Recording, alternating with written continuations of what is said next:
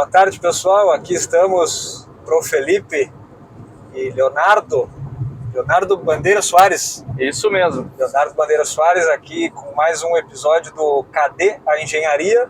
Estamos no Carreto, rumo Pelotas, Rio Grande, agora passamos a quinta. Temos aí mais alguns minutos até o IF. Então, hoje vamos ver aí qual que é a palavra do Leonardo, outro professor da parte de informática e computação, para nos dar uma ideia aí da conexão com a engenharia, certo? Leonardo, por gentileza, se tu te apresenta para nós e nos comenta qual que é a diferença da tua atuação para a do Vinícius, que no episódio anterior a gente teve a palavra do Vinícius. Certo. Então, boa tarde a todos. Eu sou o Leonardo Soares, como o Felipe já havia apresentado. Eu também tenho formação em Engenharia de Computação pela Universidade Federal do Rio Grande, a FURG. Um pouquinho antes da FURG, eu fiz curso técnico em telecomunicações, no então Cefet-RS, sediado em Pelotas. E depois de finalizar a Engenharia de Computação, eu optei por continuar a carreira acadêmica. Mas, por conhecer o Vinícius e entender todo o processo que ele fez, a diferença dele para mim é que eu acabei indo para o lado do hardware. Eu sempre gostei da parte do hardware, né, da parte de eletrônica.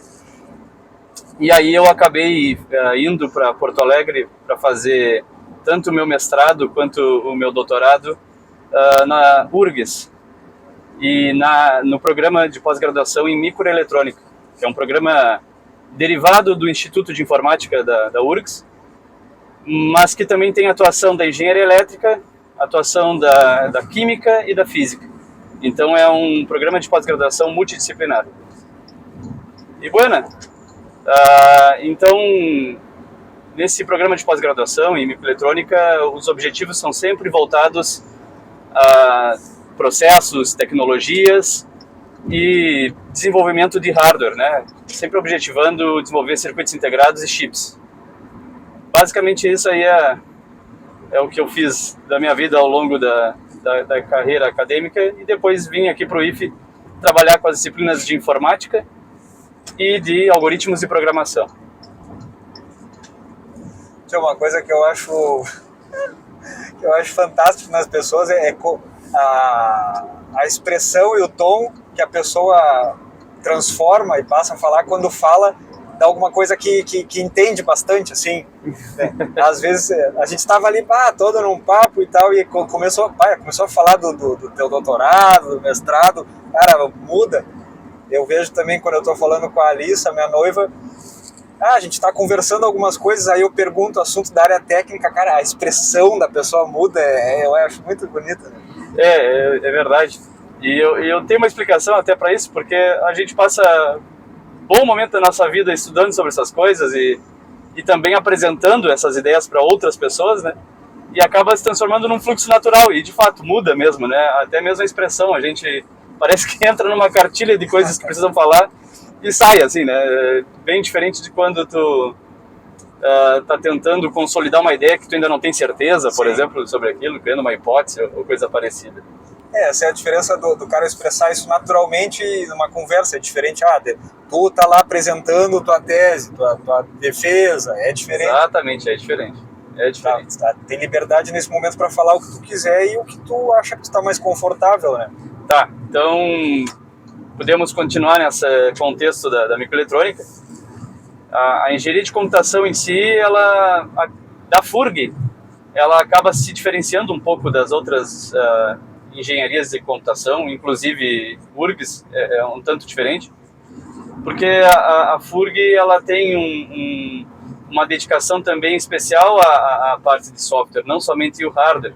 Inclusive, quando da criação do curso da engenharia de computação da FURG, a explicação para essa criação era de que havia um perfil necessário no mercado que ainda não existia, que era uma pessoa com conhecimentos de engenharia e que soubesse programar.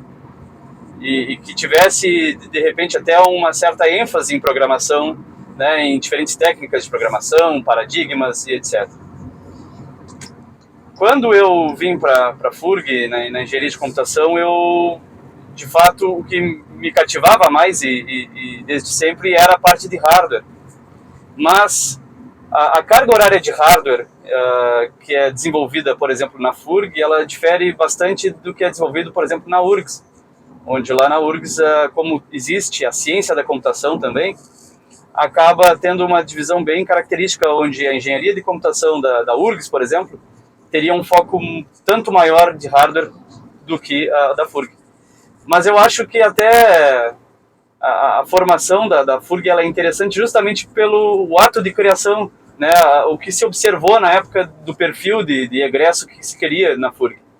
Nesse contexto de que seria alguém com conhecimentos de engenharia, porque como qualquer engenharia tem toda uma carga horária básica voltada, né, para conhecimentos básicos sobre engenharia, e voltado também para essa questão de programação. Então acaba tendo uma fusão assim de engenharia de computação e ciência da computação dentro do curso ofertado aí pela FURG.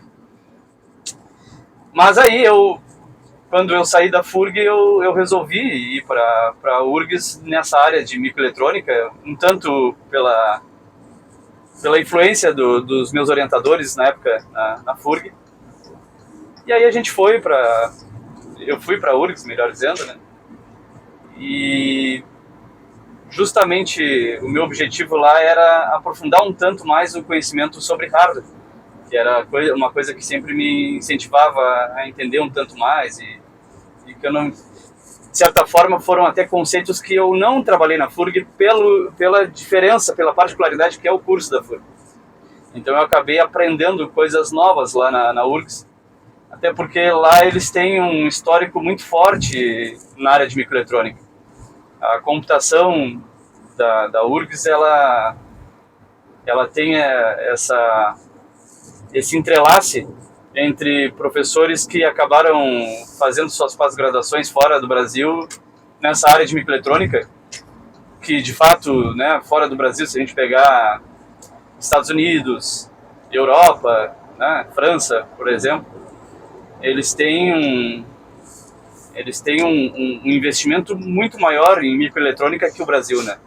E isso é uma coisa que, de certa forma, é preocupante para nós, Brasil, porque a gente sabe que a microeletrônica, quando levada a sério, acaba trazendo um elevado grau de soberania para o país, em função de que tu está desenvolvendo recursos humanos capacitados nessa área de microeletrônica e pode, com isso, atrair investimentos e até mesmo, né, a possibilidade de transformar algumas regiões do Brasil em polos de microeletrônica. E qual é o ponto que conecta a microeletrônica com a engenharia mecânica? A microeletrônica com a engenharia mecânica, eu diria, por exemplo, quando tu pega um Arduino e tu quer fazer algum processo de projeto mecânico e tu queres, porventura, colocar um atuador, ou, por exemplo, tu queres fazer uso de um sistema computacional. Uma parte de controle e automação. Exatamente, uma parte de controle e automação que inerentemente está dentro de um contexto de engenharia mecânica, né? Sim. Então, eu falei aqui Arduino, mas não necessariamente precisa ser um Arduino. Todo sistema hoje em dia computacional que tu usa aí de pequeno porte, que tu pode usar para controlar algum sistema de automação e controle, ali dentro daquele sistema eletrônico tem um chip. E se tem um chip é microeletrônica. Sim. Até por sinal, há pouco tempo existe uma empresa em São Leopoldo que se chama HT Micron, que ela encapsula chips, né? Porque o chip ele é produzido e depois ele precisa ser encapsulado para que a gente consiga usar. Sim. Como o Brasil não tem essa capacidade de larga extensão de produção de chips, né? Algumas empresas que se consolidam aqui geralmente são voltadas para a área de projeto de chips, ou então processos finais, como por exemplo encapsulamento. E essa empresa, no ano passado, ela desenvolveu um sistema em um pacote que eles chamam um System on Package, que era a integração de um microcontrolador, que pode ser usado então para, por exemplo, atuar sobre um sistema, e uma interface de comunicação com um protocolo conhecido como Sigfox, onde a ideia é, por exemplo, em áreas remotas, tu poder ter, né, um alcance maior de comunicação. E aí, isso foi um produto feito por essa empresa, e existe uma comunidade toda de microeletrônica aqui na região sul do Brasil, que acaba promovendo eventos anuais, onde aconteceu um concurso na área de desenvolvimento de sistemas embarcados, onde a aplicação poderia ser qualquer uma, usando o produto que essa empresa fez. Uhum. Então a empresa promoveu o produto dela dentro do evento, onde estudantes, né, de diferentes níveis poderia ser do ensino médio. A gente aqui no IFRS acabou participando e ficando em terceiro lugar nesse evento, onde a ideia era desenvolver uma solução com base no chip que eles encapsularam lá, a solução que eles criaram a partir de chips pré-prontos. Sim. E aí foi uma coisa assim bem interessante, porque por que eu estou falando isso? Porque isso também poderia ter sido apropriado num contexto de acadêmicos da engenharia mecânica. Sim. Onde, por exemplo, eu vou usar essa solução, esse produto, para desenvolver, né, uma solução para algum contexto voltado para a engenharia mecânica. Sim. Então, existe, inclusive, e eu sei que alguns alunos poderão ter acesso a esse vídeo, existe, inclusive, a expectativa de que nesse ano esse concurso vai se repetir. E o evento ele acontece por volta de maio. Então, inclusive, acho que poderia ser interessante aí. Depois a gente traz mais informações aí para quem estiver interessado. E eu acho que esse ano vai ser bem interessante porque eles vão, acho que, como produto ali que vai ser usado para desenvolver soluções, vai ser um produto novo que essa empresa está desenvolvendo. Sim. Que aí não é o protocolo Sigfox, é outro protocolo, é o LoRa. Mas lá vai ter também um microcontrolador. E vai ser, acho que, algo bem interessante aí para até mesmo o pessoal da engenharia mecânica já ir pensando em uma possível solução de atuação, né, sobre algum sistema mecânico. E na verdade, o que eles pedem é um protótipo, né?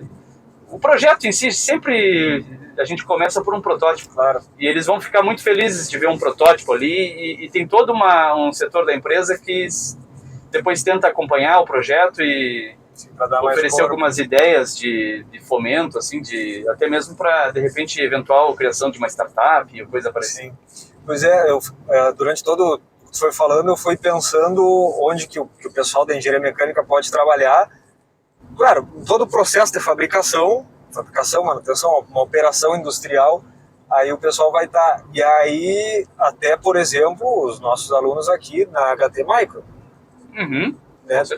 Tanto na parte de produção quanto na parte de concepção inicial de projeto, que é uma parte, tu falou de toda a tua formação que é uma engenharia, aqui a gente está direcionando para o pessoal da engenharia, então antes de ter a área da engenharia, todas são engenharia. Uhum. E aí o raciocínio que eu busco para fazer essas conexões são esses dos assuntos que permeiam, digamos, todas as engenharias. E uma parte que eu gosto de trabalhar bastante com o pessoal é concepção de projeto, levantamento de requisitos, né, antes de partir para o desenvolvimento técnico, digamos. E aí em qualquer área isso é similar, né? Então o nosso pessoal pode trabalhar aí também. E, tia, assim, ó, para a gente fazer uma parte final aqui, tu tem a aula de algoritmos e programação para engenharia mecânica, né? Perfeito, isso aí. O que tu poderia dizer ou sugerir, assim, que não dá tempo de tu ver, ou uma coisa extra que tu poderia dizer assim, pessoal, busquem tal assunto, se especializem em tal coisa, façam tal coisa que vai ser um diferencial positivo para vocês? Bom, E aí agora entrando então nesse contexto de algoritmos de programação,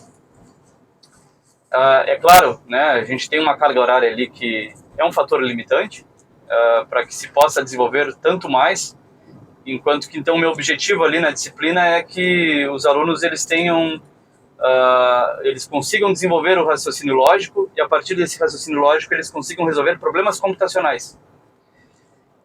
E eu não consigo, de certa maneira, aprofundar algumas coisas que eu diria que podem ser interessantes. A disciplina, ao longo do tempo, ela começou a ser reformulada, né?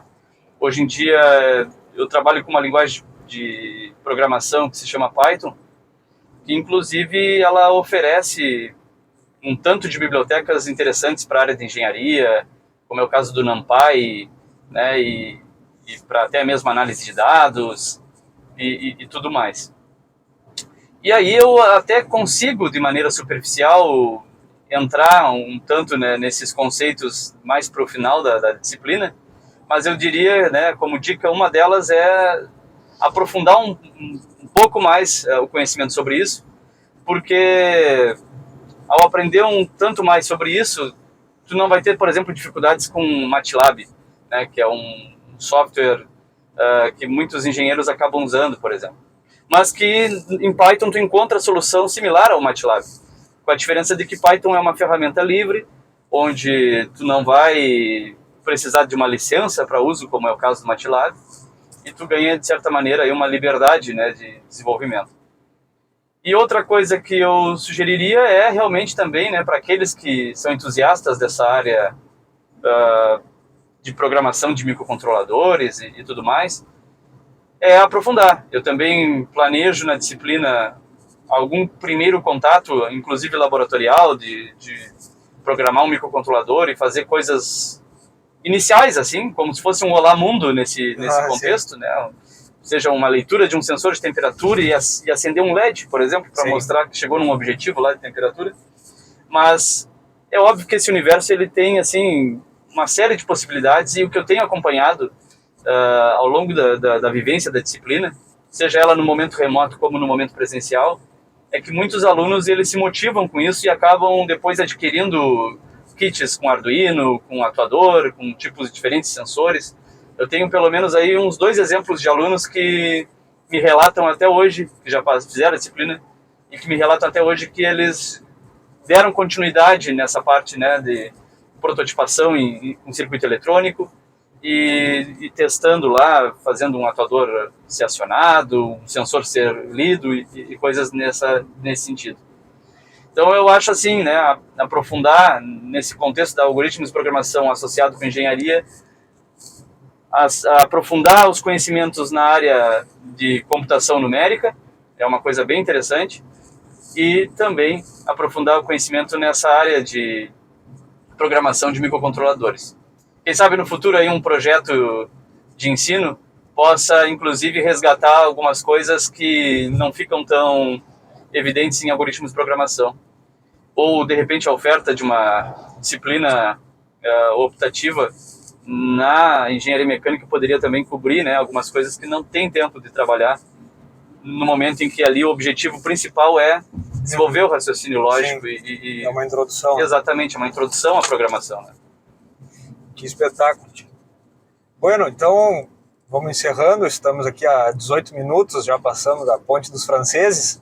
Muito bem. Esse então é a produção KD, a engenharia de Prof. Felipe, para levar então raciocínios costurados e conectados de diferentes áreas. Temos perspectivas. Na terça-feira a Sabrina ainda não sabe, mas eu vou com ela e eu vou botar ela no microfone. Vamos conectar então na terça-feira língua inglesa e experiências de idiomas também com a nossa área. Tudo se conecta, quero ver todo mundo conectado e pensando as relações. De minha parte, muitas graças. Sua última palavra curta, por gentileza, Leonardo. Muito obrigado, então. E é isso aí. Obrigado pela oportunidade de poder falar um pouquinho sobre as coisas que eu gosto. Então tá, tchau.